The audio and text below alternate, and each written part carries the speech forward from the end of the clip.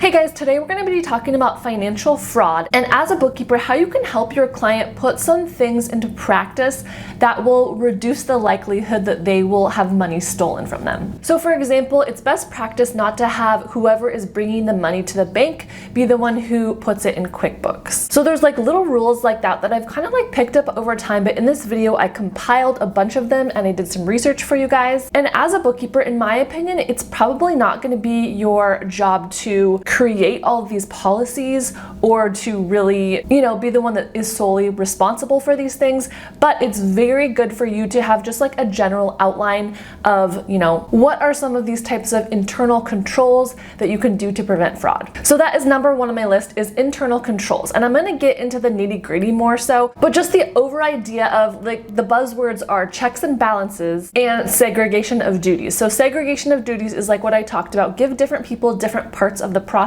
And checks and balances are checking things regularly to make sure that nothing weird is going on. Number two is educate your client. So if you are bookkeeping and you're seeing like a hole in the process where you think fraud could be committed, definitely talk to them about it. You can share where they might be vulnerable, how they can mitigate that risk, and also just any warning signs that they should look out for. All right, and number three is petty cash processes. So you've probably heard the term petty cash before, but some businesses do most things like digital payments, but they have like a small amount of cash that they'll keep in the office to buy like little things, snacks, or if they just need cash for something. So petty cash should always be locked up. There should be some kind of log about how much is taken out and then what it's being spent on, and it should be authorized by 2 different employees. So I think looking at this weekly is a great idea, and put a reasonable limit on the total amount that is ever sitting there. Because of course, if there's hundreds and hundreds of dollars in cash sitting in a drawer that's not really being monitored, that is going to be a big temptation for someone. All right, next let's talk about deposits. So it's best practice to have a couple people counting or double checking the amount that's being deposited in the bank. So maybe there's some kind of like internal deposit slip if there's a lot of things, going on, and it lists all the checks and the total for the checks, all the cash, the total for the cash. So that's counted by one person, and then maybe it's double checked by another employee. And then of course it's going to be counted by the bank. So that should be like the third check. So someone's making sure what you said on that paper is actually what the bank agrees with, the amount that was deposited. And then like I mentioned at the beginning, have the person who's working in QuickBooks be different than the person who is making the deposits. And this one ties in nicely with my number 5, which is division of information. So if you just have one person and they are in charge of like all the financial stuff and no one's like checking them and there's no one else involved, then your client is going to have no visibility to what's going on. So all of it rests on that one person, right? So it's good to have a couple people involved in the process at different points, and then also occasionally have those people maybe switch roles a little bit. So one website I checked, I'm going to leave a couple websites about this linked in the description box, but one website I checked said require your accounting department to take a vacation, because then it forces another person to get in there, look at the finances.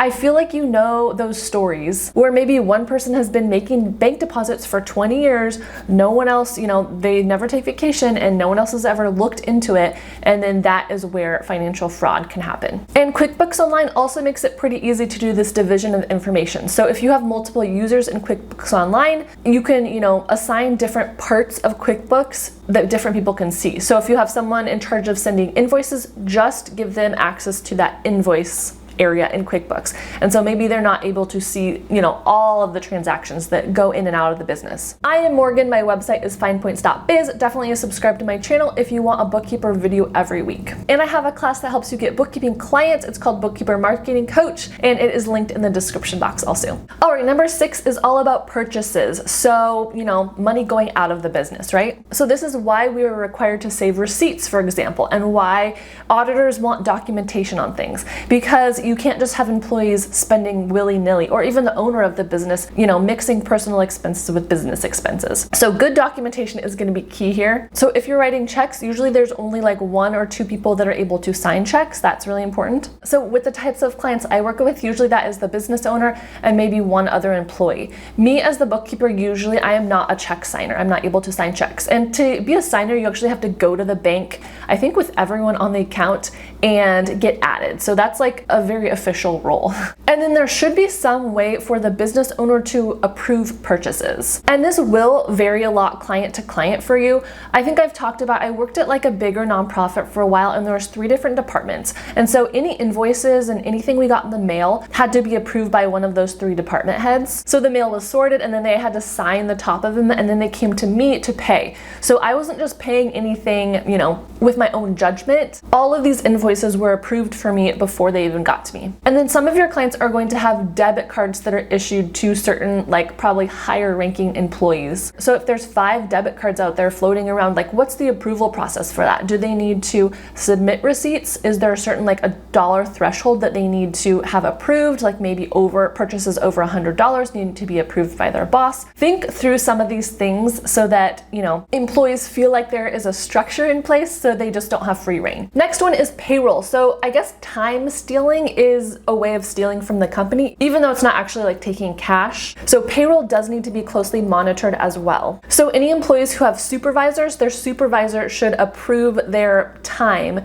before it is paid. Like my clients have Gusto, and so in that it's really easy because you can assign a supervisor, and then the supervisor goes in, they can click approve if they agree that all the hours worked are correct, and then me as the bookkeeper syncs that over to the payroll, and then the hours just feed in and calculates how much they should get. And a few other things that were listed under payroll, it's one of them, if you're depositing or if you're handing out checks, which probably not a lot of employers do, they should be handed out by a person who is not processing the payroll. And in general, there should be a double check by another person. And also with PTO, that is another big one. So paid time off, there should be a system for the supervisor to check the paid time off as well. So you can kind of see the themes coming here. Divide the duties a little bit, but don't get too many people involved, and have people check each other's work. Next tip is don't be predictable. So kind of keep people on their toes. Maybe don't do a financial check at the same time all the time. You can have it be spontaneous, and so people need to be ready at any time for that. And the next few have to do with really just paying attention to your bookkeeping and for your client to be, regularly checking stuff. So next one is monitoring cash flow so that they can just see what's coming in and out of the business, what's going on.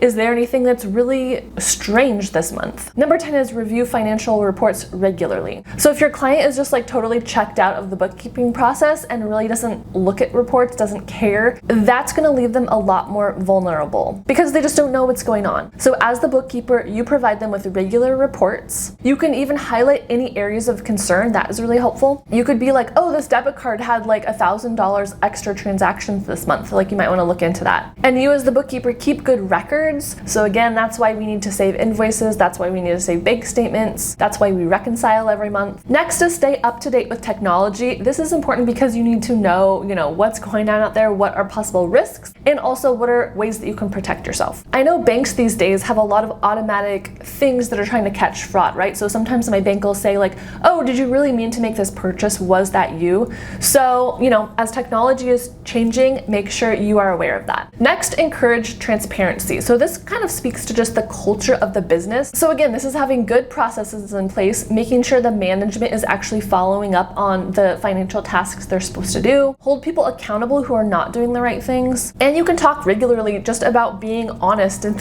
living and running your business with integrity. And passwords. Passwords is a big one. Passwords are kind of a headache, I know, but they are really important. Everything you read about fraud prevention mentions passwords. So maybe encourage your client to use a password protector, or what do you call it? A password managing program. There's lots out there. I've used LastPass, and I know Keeper is a really popular one. Passwords should be changed regularly and be, hard to guess, right? We all know that.